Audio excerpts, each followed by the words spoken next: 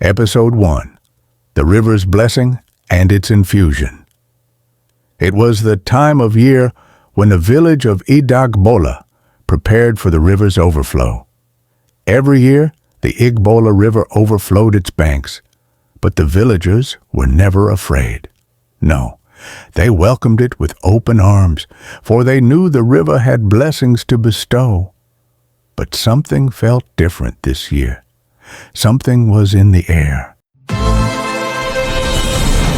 Welcome to my channel, The Whispering Woods. Sit tight while we dive into today's story. As a child, I was always told to stay inside when the river overflowed, as was the village's law. The river, full of life and power, everyone has to wait for the 24-hour flood to pass.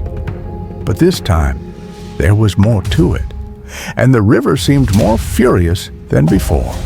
On this day, the daughter of King Akindale, the pride of IDAGBOLA, Princess Adebimpe, with her bright eyes and long braided hair, had always been curious and free-spirited. She wore the royal attire that glittered with the sun's reflection, a deep blue gown, embroidered with gold threads, her crown resting atop her head. Adebimpe, though a princess, was not like the other royalty in the kingdom. She had a sense of adventure, and the rules felt more like chains to her than guidance. It was said that the river only overflowed once a year, and during this time, the villagers had to stay indoors. However, no one had ever dared to stay out for more than 24 hours during the overflow. King Akindale, a tall man with a weathered face full of wisdom and pride, had always kept a strict rule about it. His voice was calm, deep, and commanding, though his eyes often betrayed a hint of worry. No one knew that the river would change from its normal way of overflowing and the time of its action.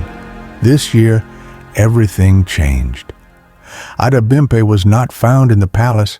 She stepped out of the village, but on her way back, the river had overflowed, and no one has to stay outside the village for more than 24 hours.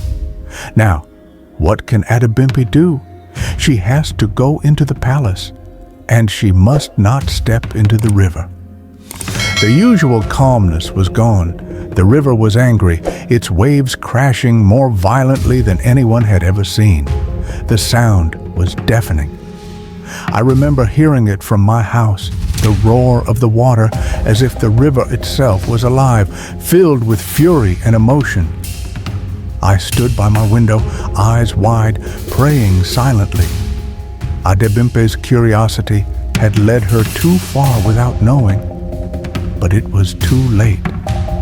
She was standing right at the river's edge when the water surged higher than ever before. The river, which was supposed to bless the village, was now threatening to take everything. It only took one wave. Adebimpe screamed, but the water was too quick. It swept her off her feet, pulling her into its depths.